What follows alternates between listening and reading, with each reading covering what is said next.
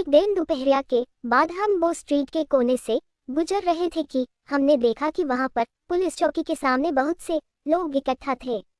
वहां पर लगभग 30-40 लोग थे। कुछ लोग फुटपाथ पर खड़े थे तो कुछ सड़क की दूसरी ओर। यह साफ जाहिर था कि वे सब लोग किसी के आने की आशा में वहां खड़े थे। हमने भी कुछ मिनट वहां ठहरकर इंतजार किया पर कुछ भी नहीं हुआ। फिर हमने वही पास में बैठे मोची, जो फटे पुराने कपड़े पहने था और जिसकी दाढ़ी बड़ी हुई थी, से पूछा, क्या मामला है भाई, आपको कुछ पता है? उस मोची ने हमें ऊपर से नीचे तक देखा, फिर बोला, कुछ भी नहीं। अब हमें यह पता था कि यदि दो आदमी कहीं पर खड़े होकर किसी दिशा में देखने लगे तो वहां कुछ ही देर में 100-200 आदमियों की भीड़ इकट्ठा हो जाएगी और सब लोग उसी ओर देखने लगेंगे तथा आपस में खुसुर फुसुर करने लगेंगे। पर हमें यह पता था कि लोगों की कोई भीड़ भी किसी सड़क या गली में ज्यादा देर तक बिना आपस में कुछ हंसी मजाक किए रुक सकती थी। उसके बाद हमने उस मोची से फिर पूछा, आखिरकार ये सब लोग यहाँ पर किस चीज का इंतजार कर रहे हैं? उसने जवाब दिया, हर मैजेस्टीज कैरियेज, रानी की गाड़ी के लिए। इस जवाब ने हमें और भ्रमित कर दिया। हमें कुछ भी नहीं समझ में आया कि हर मैजेस्टीज कैरियेज इस वक्त यहाँ इस पुलिस स्टेशन के पास क्यों आएगी। हम अभी इस सोच विचार में पड़े थे कि भीड़ में से कुछ लोग और लड़कों की आबादी आई। यह रही गाड़ी, ये वैन आ गई। फिर हमने सिर उठाकर सड़क की ओर देखा। बंद गाड़ी, जिसमें अलग अलग पुलिस थानों में से कैदियों को भिन्न भिन्न जेलों में भेजा जाना था, पूरी रफ्तार से आ रही थी। तब जाकर मुझे समझ में आया कि बंदी गाड़ी, जिसमें कैदियों को ले जाया जाता था, उसे ही ऑन द मैजेस्टीज सर्विस बोलते थे, जिससे लोगों को लगे कि उन्हें सम्मानपूर्वक ले जाया जा रहा था और राजकीय कोष से उसका खर्च दिया जा रहा था तथा जेलों में उन्हें उन दिनों पता नहीं क्यों हर मैजेस्टीज जेल कहते थे। वैन पुलिस ऑफिस के सामने आकर रुक गई और सारे आवारा टाइप के लौंडे लफंगे और हमारी तरह के अन्य लोग सीढ़ियों के इर्द गिर्द खड़े हो गए। वैन में से ड्राइवर और एक अन्य आदमी जो उसके साथ बैठा था, उतरकर पुलिस ऑफिस में जाने के लिए सीढ़ियों पर चढ़ने लगे। लोगों ने उनके लिए रास्ता छोड़ दिया। हमारे मित्र और वह मोची भी आगे बढ़े। पुलिस ऑफिस का दरवाजा खुला और वे लोग फटाफट अंदर दाखिल हो गए तथा दरवाजा खट से बंद हो गया। अन्य लोग आशापूर्ण निगाहों से दरवाजे की ओर देखने लगे। कुछ मिनटों बाद दरवाजा खुला और वहां से दो बंदी निकले। वे दोनों लड़कियां थीं, जिसमें से बड़ी 16 साल की रही होगी और दूसरी छोटी अभी 14 वर्ष की शायद नहीं हुई थी। उनके चेहरे मोहरे से लगता था कि शायद वे बहनें थीं और उनको देखने से भी लगता था कि वे दोनों ही बहुत गरीब घर की थीं।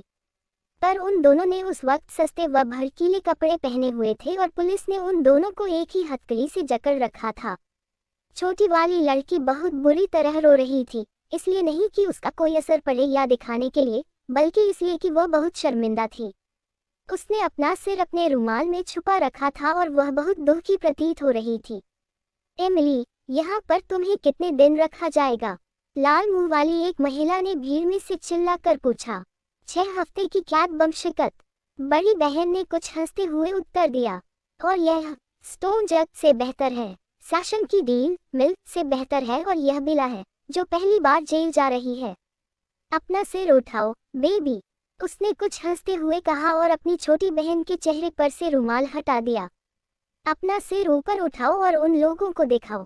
मैं ईर्ष्यालु हूँ। ठीक है, ठीक है, एक आदमी जिसने कागज की टोपी पहनी हुई थी भीड़ में से चिल्लाया, जो इस प्रकरण से खुश था। ओह, इस सब में क्या गड़बड़ी है? बड़ी लड़की फिर बोली, अंदर आ जाओ तुम दोनों।